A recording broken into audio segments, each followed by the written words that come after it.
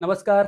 सबसे पहले सिविल मार्गदर्शन के इस यूट्यूब चैनल पर आपका हार्दिक स्वागत करता हूं और आज के सेशन में हम आगे बढ़ाएंगे अपने चैप्टर 5 को, जो कि आपके औद्योगिक खनन और आर्थिक वृद्धि पर आधारित है। 3 सेशन हमारे कंप्लीट हो चुके हैं और एक बार फिर से जो भी महत्वपूर्ण क्वेश्चंस रिमेनिंग है उनको अपन डिस्कस करेंगे। ठीक है, तो चलिए देखते हैं आज का पहला क्वेश्चन क्या है।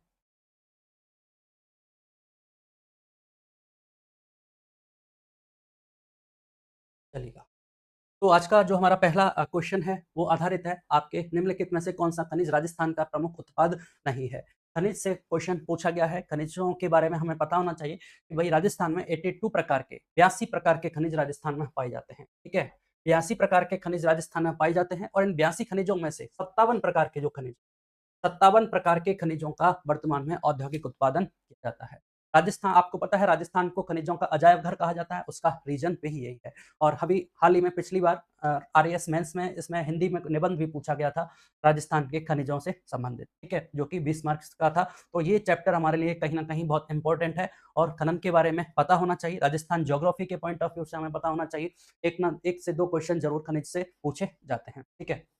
तो पहली बात तो ये कि राजस्थान में 82 प्रकार के खनिज पाए जाते हैं और उसमें से 57 प्रकार के खनिजों का औद्योगिक उत्पादन किया जाता है। इसके बाद बात करें तो कुछ खनिज ऐसे हैं जिनका उत्पादन केवल राजस्थान में ही किया जाता है। वो खनिज हमें पता होना चाहिए। एकमात्र उत्पादक राज्य,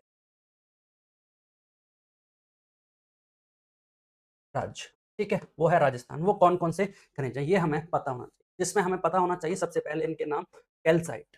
कैल्साइट के बाद है आपके वोलेस्टोनाइट और तीसरा है सेलेनाइट। ठीक है? इसके अलावा फिर बात करेंगे हम जिप्सम की, जस्ता की बात करेंगे और सिल्वर। ठीक है? ये बहुत महत्वपूर्ण है, जो हमें याद होना चाहिए। ठीक है? पहली बात ये बात की 82 प्रकार के खनिज पाए जाते हैं, जिसमें से 57 प्रकार के खनिजों का औद्योगिक उत्पादन किया जाता है। अगला पॉइंट आता है एकमात्र उत्पादक राज्य। वो कौन-कौन से खनिज हैं? कैल्साइट, वोलेस्टोनाइट, सेलेनाइट, जिप्सम, जस्ता और सिल्वर। ये 6 खनिज, इनके नाम हमें याद रखने हैं। ये वो खनिज हैं जिनका उत्पादन केवल 100% राजस्थान में किया जाता है। ठीक है? क्वेश्चन यहाँ से पूछा जाता है, बार-बार पूछा जाता है, पहले भी पूछा गया है, फिर पूछने की संभावना है। डायरेक्ट क्वेश्चन देते हैं कि निम्नलिखित में से वह खनिज कौन-सा है जिनका राजस्थान में उत्पादन नहीं किया जाता, या फिर निम्नलिखित में से वो उन खनिजों के समूह का चयन कीजिए जिनका उत्पादन केवल राजस्थान में किया जाता है। इस प्रकार से क्वेश्चन पूछा जाता है। इसके बाद बात करें तो कुछ खनिज ऐसे हैं जिनका राजस्थान का अग्रणी स्थान है। 100% नहीं तो कहीं न कहीं 90, 85, 75 इतने परसेंटेज पे राजस्थान में उनका उत्पादन किया जाता है। अब इसमें हमारा वोलेस्टोनाइट है, गार्नेट है, संगमरमर है। यूरेनियम का राजस्थान में उत्पादन बहुत कम किया जाता है। ठीक है? तो आगे देखिए, तो ऑप्शन सी तो हमारा यहाँ से राइट आंसर हो जाएगा, क्योंकि ये वो खनिज नहीं है यूरेनियम जिनका राजस्थान में प्रमुखता से उत्पादन किया जाता है। इसके अलावा आप देखिए, राजस्थान में चूना पत्थर है, सीसा जस्ता, wollastonite, garnet, barite, silica sand, granite और संगमरमर और तांबा है। तो हमें ये याद होना चाहिए, हमें पता होना चाहिए कि राजस्थान किस में अग्रणी है। तो ये है आपके तांबा, संगमरमर, granite, silica sand, garnet, barites, wollastonite, सीसा जस्ता और चूना पत्थर है, जिसमें राजस्थान का अग्रणी स्थान है। इसके अलावा कोयला है, जिप्सम है, लिग्नाइट कोयला का प्रकार है लिग्नाइट, इसमें भी राष्ट्रीय उत्पादन में राजस्थान का महत्वपूर्ण उत्पादन है। इसके अतिरिक्त यह राज्य राष्ट्रीय स्तर पर पत्थर उद्योग में, जैसे मार्बल है, सैंडस्टोन है, ग्रेनाइट है, इसके क्षेत्र में भी राज्य की महत्वपूर्ण भूमिका है। ठीक है? तो ये हमें याद होना चाहिए। चलिए अगला क्वेश्चन देखते हैं। प्रवासी राजस्थानी प्रथम प्रवासी राजस्थानी दिवस कब आयोजित किया गया? तो हमसे पूछा क्या गया है कि भाई प्रथम राजस्थानी दिवस कब आयोजित किया गया? प्रथम प्रवासी राजस्थानी दिवस कब आयोजित किया गया? तो पहले प्रवासी कौन होते हैं? राज्य के वे नागरिक जो किसी व्यवसाय या किसी अन्य पर्पज से दूसरे स्टेटों में रहते हैं, ठीक है, प्रवासी कहलाते हैं। तो राज्य के लिए क्यों आवश्यक है? राज्य चाहता है, सरकार चाहती है कि वो वहां से निवेश करें, राज्य में, अपने राज्य में निवेश करें।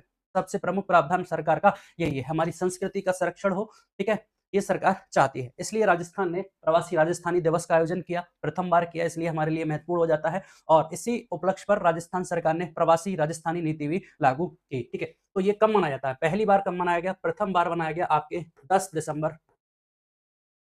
दिसंबर 2025 को ये मनाया गया। पहली बार कब मनाया गया? 10 दिसंबर 2025 को मनाया गया। और यहाँ से आपके राजस्थानी प्रवासी राजस्थान नीति 2025 भी लागू हुई। अगर क्वेश्चन यहाँ से आपसे पूछा जाए कि भाई प्रवासी राजस्थान नीति कब लागू की गई, तो ये भी आपके 10 दिसंबर 2025 को लागू की गई थी। इसमें कुछ प्रावधान किए गए हैं, कुछ स्तंभ बताए गए हैं जो हम समझेंगे एक बार क्या है ये। ठीक है, इनको डिनोट किया गया है ए बी सी डी ई से। अब ये ए बी सी डी ई क्या है, तो ये हमें देखना होगा। सीधी सी बात की गई, ए से एक्सीलरेट। एक्सेलरेट करना है किसको, मतलब हमें प्रवासियों के द्वारा राज्य में निवेश को आकर्षित करना है, निवेश को बढ़ाना है। इस तरह से निवेश बढ़ेगा तो ठीक है, जो भी अपन डिस्कस कर रहे हैं फिर वो सारी बातें आगे चल के निकलती हैं। निवेश होगा तो रोजगार के अवसर बढ़ेंगे, बेरोजगारी गरीबी दूर होगी। ठीक है, लोगों का जीवन स्तर आसान होगा और वहां से जो राजस्थानी है इनका हमारे राज्य की ओर झुकाव भी होगा। तो ये यहाँ से एक्सीलरेट हमें करना है। फिर बात करते हैं बी से ब्रिज। ब्रिज क्या है, सेतु डेवलप करना है। ये आपके प्रवासी हैं जो राज्य के बाहर रह रहे हैं और ये अपना राजस्थान है। ठीक है, तो राजस्थान ये आए, इसके लिए हमें कनेक्टिविटी बनानी है। कनेक्टिविटी आज के लिए कनेक्टिविटी का सबसे सिंपल और बेहतरीन जो उपाय है वो है सोशल मीडिया। सोशल मीडिया और विभिन्न जो भी प्लेटफॉर्म है, चाहे आउटरीच प्रोग्राम करना पड़े, ठीक है, तो वो हमें करना पड़ेगा। इसके लिए वो ब्रिज सेतु हमें डेवलप करना है। सी से सेलिब्रेट। अब सेलिब्रेशन किसका होगा, विभिन्न प्रकार राजस्थान में विभिन्न तीज त्योहार मनाए जाते हैं। ठीक है, त्योहार हैं, विभिन्न शैक्षणिक कार्यक्रम आयोजित किए जाते हैं, सांस्कृतिक कार्यक्रम आयोजित किए जाते हैं, तो उनमें उनकी भागीदारी सुनिश्चित की जाए। डी से ड्राइव। ड्राइव क्या है, ड्राइव हमारी जो राज्य की आधारभूत अवसंरचना है उसमें निर्माण में इनका सहयोग लेना है, स्वास्थ्य के क्षेत्र में, शिक्षा के क्षेत्र में, और इसके अलावा जहां भी इनका अपन योगदान ले सकते हैं वो ड्राइव में आएगा। और इससे हमें एनश्योर, एंश्योर मतलब हमें इनको सुनिश्चित करना है कि आप राज्य में निवेश करिए, आपके लिए एक सहयोगात्मक वातावरण मिलेगा। निवेश करने में जो भी डिफिकल्टी है उनको एक प्लेटफॉर्म पे लाके, जैसे राज्य निवेश पोर्टल है, उनके द्वारा क्या होगा, जो नीति विनियामक नीति है उनको आसान किया जाएगा। ठीक है, तो ये कुछ 5 बातें थी। इन पॉइंट्स 5 पॉइंट के बारे में हमें पता होना चाहिए। A B C D E, accelerate, bridge, celebrate और ड्राइव, एंश्योर। ये प्रवासी राजस्थान नीति 2025 के 5 स्तंभ हैं जो 10 दिसंबर 2025 को लागू की गई, और यहाँ से प्रथम प्रवासी राजस्थानी दिवस भी 10 दिसंबर 2025 को मनाया गया। तो बी ऑप्शन हमारा राइट आंसर हो। ठीक है, चलिएगा। राजस्थान में कुल निर्यात में प्रमुख 5 वस्तुओं की हिस्सेदारी लगभग कितनी है? ठीक है, तो राजस्थान में कितना निर्यात रहा है, कौन-कौन सी वस्तुएँ हैं जिनका हम राजस्थान से निर्यात करते हैं, तो उसमें से कुछ वस्तुएँ ऐसी हैं जिनका राजस्थान के निर्यात में महत्वपूर्ण योगदान है। तो वहाँ से क्वेश्चन पूछा गया है कि वो 5 वस्तुएँ कौन-सी हैं और उनका योगदान कितना रहा है, वो हमसे पूछा गया है। ठीक है, तो उन 5 वस्तुओं के नाम हम सबसे पहले जानेंगे। सबसे पहले है एक इंजीनियरिंग गुड्स, इंजीनियरिंग गुड्स, ठीक है, मतलब अभियांत्रिकी जो वस्तु हैं ये, ठीक है, इनका राजस्थान में उत्पादन या निर्यात है वो बहुत अधिक किया जाता है। इसके अलावा फिर है आपका सेकंड नंबर पर, पहले पे ये आ गया, दूसरे पे रत्न आभूषण,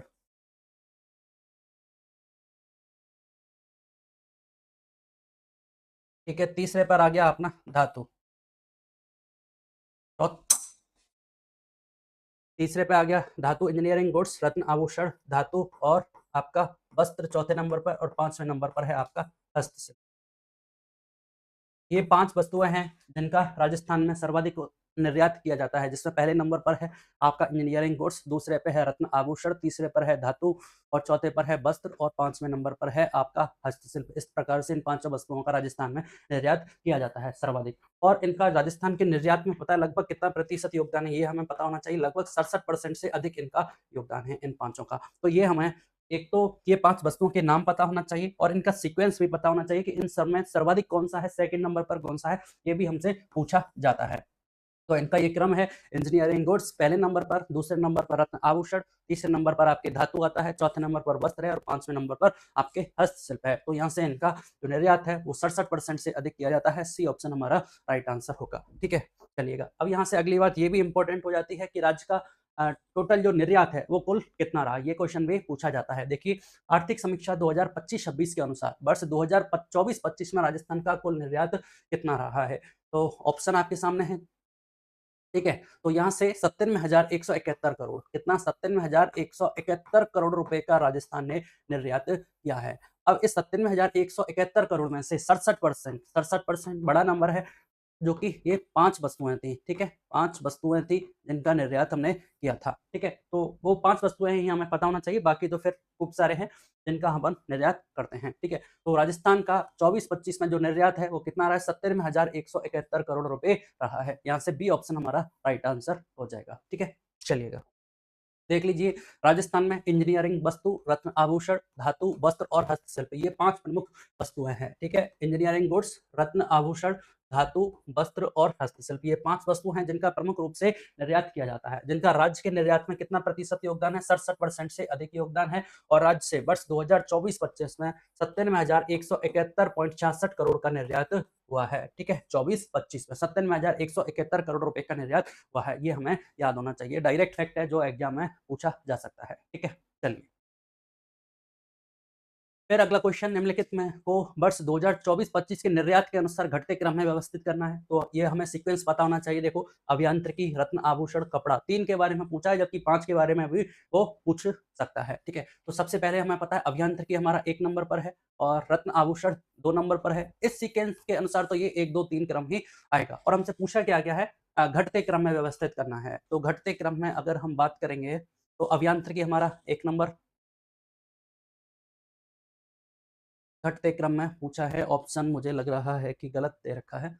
या तो इसको बढ़ते हुए क्रम में व्यवस्थित कीजिए। हाँ, ये रहा ना, ये साइन अलग होना चाहिए। आंसर तो यही है अपना 1, 2, 3 है, ठीक है? घटते क्रम में पूछा गया है, पहले सबसे पहले ये, फिर 1 के बाद 2 नंबर और 2 के बाद आप ऐसे भी इसको कर सकते हैं, ठीक है? तो ए ऑप्शन हमारा राइट आंसर होगा। इसके बारे में हम देख चुके हैं, अभियांत्रिकी है, रत्न आभूषण है, तीसरे पे अपना क्या था? धातु था, जबकि वस्त्र चौथे नंबर पर था, लेकिन इस सीक्वेंस में 3 ही पूछा, इसलिए ये हमें पता होना चाहिए। सबसे पहले नोट कर लेते हैं, इंजीनियरिंग गुड्स की बात की, अभियांत्रिकी जिसको कहा गया, दूसरे नंबर पर आपका क्या आ गया? रत्न और आभूषण, ठीक है? इसके बाद हमारा तीसरे नंबर पर आया धातु, धातु के बाद चौथे नंबर पर वस्त्र और 5वें नंबर पर आपके हस्तशिल्प की बात की गई। ये 5 प्रमुख वस्तुएँ हैं, ठीक है? जिनका 67% से अधिक योगदान था, ठीक है? चलिए। तो ये देख लीजिए, इंजीनियरिंग गुड्स, रत्न आभूषण, धातु, वस्त्र और हस्तशिल्प 67% से अधिक योगदान है। 97,171 करोड़ का कुल निर्यात हुआ है। बार-बार यही फैक्ट की चर्चा की गई है, इसका मतलब बहुत महत्वपूर्ण है एग्जाम के पॉइंट ऑफ व्यू से, हमें याद रखना है।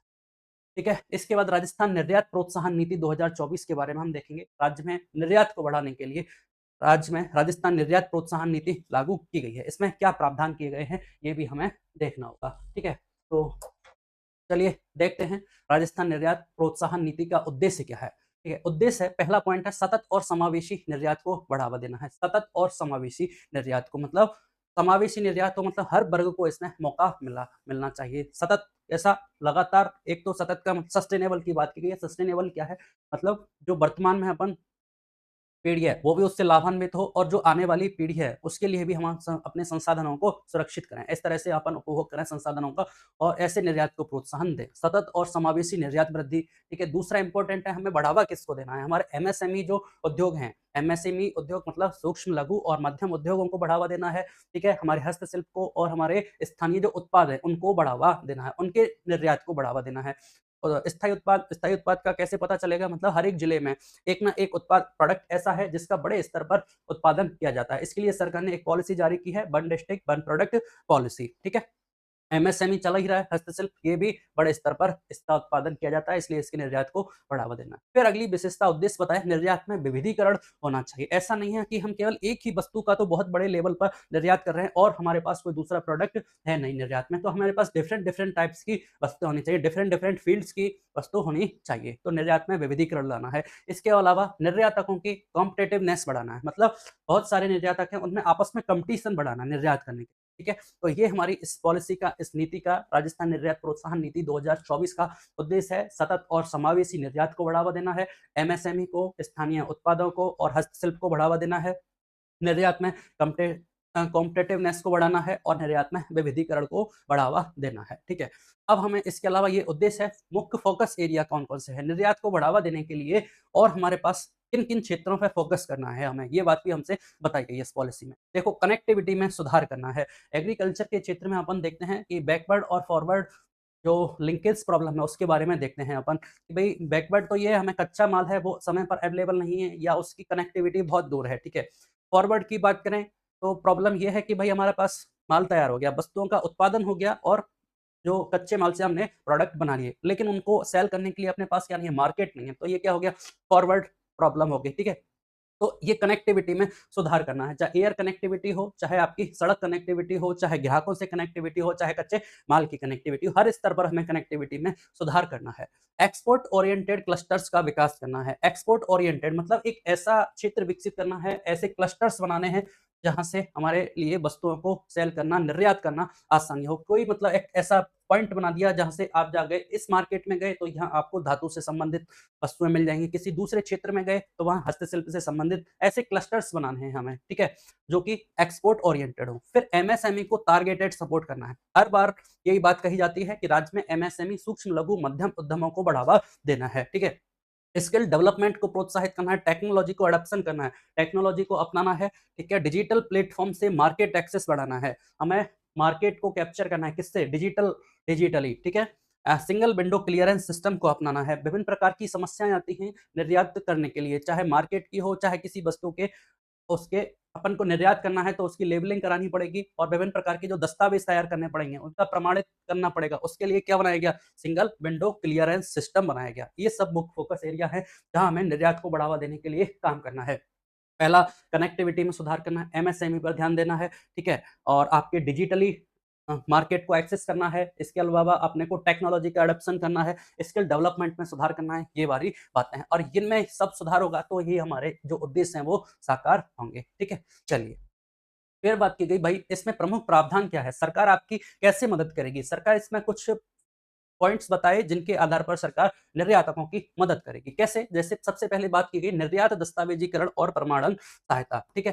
पहला यही पॉइंट है, निर्यात दस्तावेजीकरण और प्रमाणन सहायता, ठीक है। तो ये पॉइंट क्या कहता है, अगर हम किसी वस्तु को निर्यात करना चाह रहे हैं तो उसका दस्तावेज, उसकी कागजी कार्रवाई करनी पड़ेगी। तो उस कागजी कार्रवाई आसानी हो उसके लिए सरकार ने कुछ छूट दी।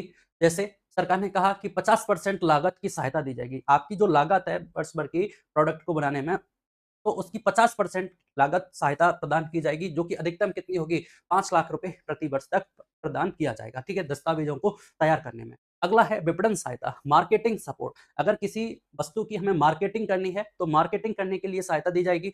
75% व्यय प्रतिपूर्ति की जाएगी, मतलब जो भी आपका व्यय हो रहा है, खर्चा हो रहा है, उसकी 75% प्रतिपूर्ति कर दी जाएगी, जो कि अधिकतम कितना होगा, 3 लाख रुपए होगा और 2 वर्ष में एक बार है। अब इसमें जो प्रमुख पॉइंट है वो ये है कि सरकार ने बताया कि भाई अंतरराष्ट्रीय स्तर पर विभिन्न प्रकार के मेले या कार्यक्रमों का आयोजन किया जाता है। अगर आप अपनी वस्तु को लेके वहां निर्यात करने के लिए जाते हैं, ठीक है, तो आपके लिए मदद की जाएगी। अब वो मदद कैसे की जाएगी, उस आपका जो खर्चा हुआ उसका 75% व्यय प्रतिपूर्ति कर दी जाएगी, जो कि अधिकतम कितने होगा, 3 लाख रुपए का होगा और 2 वर्ष में आप एक बार जा सकते हैं। अंतरराष्ट्रीय स्तर पर मदद की बात की गई है विपणन सहायता में। फिर बात आई अगली, उत्पाद परीक्षण प्रोत्साहन। जो भी उत्पाद है उसका क्या किया जाएगा, परीक्षण किया जाएगा, उसकी टेस्टिंग की जाएगी। उस टेस्टिंग में फिर मदद की जाएगी कितनी, 75% प्रतिपूर्ति कर दी जाएगी और 20,000 रुपए प्रति शिपमेंट। शिपमेंट किसको बोलते हैं, जैसे कोई प्रोडक्ट ऑर्डर हो गया और ऑर्डर होने के पश्चात डिलीवर होगा, उसका डिलीवर होगा, उपभोक्ता तक पहुंचेगा, तो वो प्रोसेस पूरा क्या कहलाएगा, शिपमेंट प्रोसेस कहलाता है। तो शिपमेंट प्रोसेस में 20,000 रुपए प्रति शिपमेंट दे दिया जाएगा और जो कि 3 लाख रुपए प्रति वर्ष तक होगा, ठीक है। फिर है अगला पॉइंट, टेक्नोलॉजी अपग्रेडेशन। अगर आप टेक्नोलॉजी को अपनाते हैं तो 75% प्रतिपूर्ति, जो कि अधिकतम कितने रुपए है, 50 लाख तक का इसमें प्रावधान किया गया है। ई कॉमर्स सहायता, डिजिटली प्लेटफॉर्म को अपनाने की बात की गई है। तो अगर डिजिटली प्लेटफॉर्म को यूज करते हैं तो 75% शुल्क की प्रतिपूर्ति की जाएगी और अधिकतम कितना, 12 लाख रुपए तक का प्रावधान इसमें किया गया है, ठीक है। फिर है आपके निर्यात ऋण सीमा। निर्यात ऋण सीमा क्या है कि किसी वस्तु को हमें सेल करना है, अगर सेल करना है, वस्तु तैयार है, माल तैयार है और लेकिन हमें उसका क्या करना चाहिए, बीमा कराना चाहिए, ठीक है। तो जिससे अगर कोई घाटा नुकसान हो जाए तो उसकी प्रतिपूर्ति की जा सके। तो उस बीमा राशि में सरकार क्या देगी, प्रीमियम का 50% प्रतिपूर्ति कर देगी, जो कि अधिकतम 2 लाख रुपए प्रति वर्ष होगा। फिर अगला है माल भाड़ा सब्सिडी, फ्रेट सब्सिडी देगी। जो भी आपको एक स्थान से दूसरे स्थान पर माल को ले जाने में आपको क्या है, भाड़ा लगेगा, भाड़ा लगेगा तो सरकार ने क्या कहा, हम वो भी सब्सिडी दे देंगे। ये पहली बार निर्यात करने वाली इकाइयों को 25% सब्सिडी देगी राजस्थान सरकार, जो कि अधिकतम कितना होगा, 25 लाख रुपए होगा। तो ये कुछ पॉइंट है राजस्थान में निर्यात को बढ़ावा देने के लिए जो आपकी पॉलिसी है, राजस्थान निर्यात प्रोत्साहन पॉलिसी। तो ये पॉइंट हमें याद रखने हैं भाई। निर्यात दस्तावेजीकरण में सहायता है, उत्पाद के परीक्षण में हमें सहायता सरकार दे रही है, मार्केटिंग में सपोर्ट है, टेक्नोलॉजी अपग्रेडेशन में सपोर्ट है, यहाँ तक कि माल भाड़ा भी सरकार दे रही है, और आपके उत्पाद को एक स्थान से दूसरे स्थान पर ले जाने में जो कि बीमा कराया जाएगा, जिसको निर्यात ऋण सीमा ईसीजीसी सपोर्ट कहा गया है, इसमें भी सरकार के द्वारा सहायता प्रदान की जा रही है। अब इसको हम इजी वे में समझने के लिए थोड़ा सा याद रखते हैं। आप देखिए यहाँ कितना है, ये 4 पॉइंट हैं जिसमें क्या दे रखा है, 75% प्रतिपूर्ति का प्रावधान किया गया है। इसमें आप देखिए ये विपणन सहायता, उत्पाद परीक्षण, टेक्नोलॉजी अपग्रेडेशन और ई-कॉमर्स। चाहे ई-कॉमर्स की बात करें, चाहे टेक्नोलॉजी के अपग्रेडेशन की बात करें किसी भी प्रोडक्ट में, चाहे उसकी टेस्टिंग की बात करें, चाहे उसकी मार्केटिंग की बात करें, तो ये 4 पॉइंट क्या है, डायरेक्ट हमें याद रखने हैं। विपणन, उत्पाद परीक्षण, ई-कॉमर्स और डिजिटलाइजेशन मतलब प्रौद्योगिकी अपग्रेडेशन। इन 4 पॉइंटों में क्या बात की गई, 75% प्रतिपूर्ति, 75% प्रतिपूर्ति और 75% शुल्क का प्रावधान किया गया है। बात रखेंगे राशि की, तो विपणन सहायता, मार्केटिंग जो कि अंतरराष्ट्रीय स्तर पर किसी मेले या आयोजन में भाग लेने के लिए जा रहे हैं, तो 3 लाख रुपए का प्रावधान किया गया है, पहली बात। उत्पाद टेस्टिंग, उत्पाद की टेस्टिंग होगी तो भी 3 लाख रुपए का प्रावधान है। यहाँ भी देखिए 3 लाख रुपए प्रति वर्ष है और अधिकतम 3 लाख का प्रावधान किया गया है। प्रौद्योगिकी उन्नयन, टेक्नोलॉजी अपग्रेडेशन के लिए थोड़ा ज्यादा पैसा लगेगा, तो ये कितना है, अधिकतम 50 लाख रुपए का इसमें प्रावधान किया गया है। और ई कॉमर्स के लिए अधिकतम 12 लाख रुपए तक का प्रावधान है। ये 4 बातें यहाँ से क्लियर हुई। फिर बात देखते हैं दस्तावेजीकरण और प्रमाणन, इसमें और निर्यात ऋण सीमा, ये 2 दिए गए हैं। इसमें हमारे कितने परसेंट का प्रावधान किया गया, आप देखिए 50% का प्रावधान किया गया है, ठीक है। 50%, निर्यात ऋण सीमा पर 50% प्रीमियम देगा, जो अधिकतम कितना होगा, अधिकतम 2 लाख रुपए प्रति वर्ष होगा, ठीक है। जबकि दस्तावेजीकरण और प्रमाणन पर अधिकतम 5 लाख रुपए का प्रावधान किया गया है।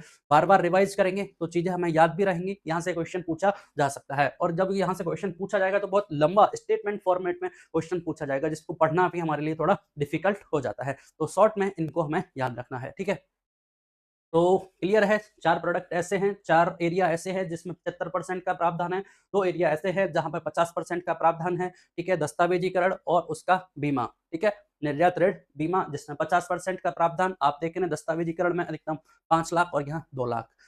ई कॉमर्स में कितना है, 12 लाख रुपए का प्रावधान है, ठीक है। प्रौद्योगिकी उन्नयन में 50 लाख है, उत्पाद की टेस्टिंग है उसमें 3 लाख है, और फिर यहाँ से आपका कौन सा बचा, इसमें निर्यात ऋण सीमा में 2 लाख रुपए प्रति वर्ष का प्रावधान किया गया है। सारे की सारे पॉइंट इंपॉर्टेंट है, हमें याद रखने, ठीक है। चलिएगा, अब देखिए वही को बात, क्वेश्चन कैसे पूछा जा सकता है कि राजस्थान निर्यात प्रोत्साहन नीति 2024, ठीक है भैया, हमें पता है इसके तहत प्रौद्योगिकी उन्नयन सहायता, टेक्नोलॉजी अपग्रेडेशन असिस्टेंस हेतु अधिकतम कितनी राशि स्वीकृत की जा सकती है, ठीक है। तो हमें वो पता होना चाहिए कि भाई 6 पॉइंट थे प्रमुखता से, उसमें से एक था टेक्नोलॉजी अपग्रेडेशन। टेक्नोलॉजी अपग्रेडेशन के लिए कितना दे रहा था सरकार, 75% प्रतिपूर्ति कर रहा था। 75% प्रतिपूर्ति पर अधिकतम कितना लाख रुपए तक था, 50 लाख रुपए तक का प्रावधान किया गया था। तो इस तरह से हम इस क्वेश्चन को सॉल्व कर सकते हैं और बी आंसर अपना हो जाएगा, अदरवाइज थोड़ा सा डिफिकल्ट हो जाएगा। तो ये बहुत संक्षिप्त में यहाँ पे बताए गए हैं, इनको हमें याद रखना है। देखो 75% प्रतिपूर्ति, अधिकतम 50 लाख रुपए। इसमें मैच ऑफ द फॉलोइंग से भी क्वेश्चन पूछा जा सकता है इस तरह से, ठीक है। और क्वेश्चन ये भी पूछा जा सकता है कि निम्नलिखित में से कौन सा सम्मिलित है, कौन सा सम्मिलित नहीं है, ठीक है। चलिएगा, अगला देखिए, राजस्थान निर्यात प्रोत्साहन नीति 2024 के तहत ई कॉमर्स सहायता के संबंध में सही कथन है। ई कॉमर्स को अपनाना है, तो ई कॉमर्स से बात याद रखेंगे, सीधी कितनी परसेंट की बात, 75% शुल्क, 75% प्रतिपूर्ति की बात की गई है। अब देखिए यहाँ से एक ही ऑप्शन है 75% प्रतिपूर्ति का, और ई कॉमर्स की सहायता से अधिकतम कितना, 2 लाख रुपए तक का प्रावधान किया गया है। देख लीजिए यहाँ से, ई कॉमर्स के लिए 75% शुल्क, अधिकतम 12 लाख रुपए का प्रावधान किया गया है, ठीक है। 12 लाख की बात की गई है, यहाँ थोड़ा सा क्वेश्चन में मिसप्रिंट है। ये ई कॉमर्स, ये अधिकतम 12 लाख रुपए है, ये बात सही है, यहाँ थोड़ा सा मिसप्रिंट हुआ है। ये कितने, 2 लाख रुपए नहीं है, ये 12 लाख रुपए। 75% प्रतिपूर्ति, जो कि अधिकतम कितना है आपके 12 लाख रुपए तक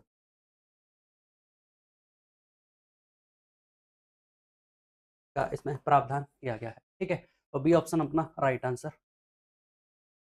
चलिए, अगला क्वेश्चन है, राजस्थान के राजनिवेश पोर्टल के संबंध में निम्नलिखित में से कौन सा कथन गलत है। राजनिवेश पोर्टल के बारे में बताया गया है, तो राजनिवेश पोर्टल क्या है, राज्य में उत्पादों के निर्यात के लिए या फिर उनके जो भी कागजात हैं, किसी भी व्यवसाय को चालू करने में, उसके संचालन में जो भी दस्तावेजीकरण का काम किया जाता है, उनकी चाहे हमें परमिशन लेनी है, तो वो बहुत आसान हो, नियम कानून है वो बहुत आसान हो, उसके लिए राजनिवेश पोर्टल बनाया गया है। वन स्टॉप सॉल्यूशन की बात की गई है, ठीक है? तो इसमें कुछ प्रावधान बताए गए हैं, ठीक है? इसके बारे में क्वेश्चन पूछा गया है। देखिए, यह बड़े निवेश प्रस्तावकों को अधिक प्रभावी ढंग से सुविधाजनक बनाने और एक ही छत के नीचे उनके लिए अपेक्षित अनुमोदन, उनकी मंजूरी, किसी भी व्यवसाय को चालू करने के लिए, किसी भी उद्योग को चालू करने के लिए उसका अनुमोदन, उसकी मंजूरी मिले। कहाँ? एक ही छत के नीचे सुविधाजनक बनाने के लिए, प्रस्तावों को अधिक प्रभावी ढंग से तेजी लाने के लिए सीधे मुख्यमंत्री के अधीन एक वन स्टॉप शॉप सुविधा है। ठीक है, ये बात तो सही है, सारी बात सही है कि भाई वन स्टॉप शॉप है, अनुमोदन है, मंजूरी है, वो बहुत तेजी से मिले, निवेश प्रस्तावों को अधिक प्रभावी ढंग से सुविधाजनक हो। लेकिन यहाँ देखिए जो पॉइंट दे रखा है कि ये मुख्यमंत्री के अधीन है, मुख्यमंत्री के अधीन नहीं है, ये बीआईपी के अधीन है। BIP, bureau of investment promotion, bureau of investment promotion, जो कि राजस्थान में एक संस्था स्थापित की गई है, ठीक है? उसके अधीन ये एक नोडल एजेंसी की तरह इसकी काम करती है। राजनिवेश पोर्टल किसके अधीन है? इसकी जो नोडल एजेंसी है वो क्या है? बीआईपी है, और ना कि मुख्यमंत्री के ये अधीन कार्य करता है, ठीक है? फिर ये कब चालू किया गया? वन स्टॉप शॉप के नियम 26/11/2020 को अधिसूचित किए गए। 26/11/2020 को इसके नियम कानून बनाए गए, ये बात सही है। पोर्टल निवेशकों के मार्गदर्शन के लिए प्रासंगिक नियम, विनियम, आदेश और नीतिगत पहल और योजनाओं से संबंधित अद्यतन जानकारी भी प्रदान करता है। आपको मतलब जो राजनिवेश पोर्टल है, इस पर क्या मिलेगी? नियम, विनियम, जो अभी हमारे आदेश है और नीतिगत पहल और योजना है, इन सब के बारे में हमें यहाँ पता चल जाता है। राजनिवेश पोर्टल मंजूरी, अनुमोदन के लिए वन स्टॉप सूचना, पंजीकरण, उनका अनुमोदन, ट्रैकिंग केंद्र के रूप में कार्य करके एकल बिंदु ऑनलाइन इंटरफेस और समयबद्ध निकासी प्रणाली है। सारे पॉइंट्स हैं, क्वेश्चन को जबरदस्ती लेंदी बनाने की बात की गई है। इतना सा है कि ब्यूरो ऑफ इन्वेस्टमेंट प्रमोशन के अधीन इसकी जो राजनिवेश पोर्टल है वो काम करता है, और ये सिंगल विंडो क्लियरेंस की तरह कार्य करता है, जिसके नियम 2020 से लागू हैं, और यहाँ से किसी भी जो उद्योग है उसको सुविधाजनक संचालन करने के लिए जो भी मंजूरी लेनी है, अनुमोदन लेना है, उसकी ट्रैकिंग है, हमें नियम है, विनियम है, आदेश है, नीतिगत योजना है, इन सब की जानकारी हमें एक जगह मिल जाती है। ये है आपका राजनिवेश पोर्टल, ठीक है? तो एक छोटा-सा पॉइंट था जो यहाँ गलत दे रखा था, इसलिए ये जो ऑप्शन है वो ए ऑप्शन गलत हो जाएगा। कौन-सा कथन गलत है, यही हमसे पूछा गया है। ठीक है? अब राजनिवेश पोर्टल ये सिंगल विंडो क्लियरेंस की तरह कार्य कर रहा है, ठीक है? तो यहाँ से फिर हमारे लिए ईज़ ऑफ डूइंग बिज़नेस की बात की गई राजस्थान में। राजस्थान में बिज़नेस करने के लिए, उद्योगों को संचालन करने के लिए, उनकी स्थापना हो, उनका संचालन हो, उनकी जो नियामकीय नियम कानूनी जो प्रक्रिया है, उसको क्या होना चाहिए? आसान होना चाहिए, जिससे क्या होगा?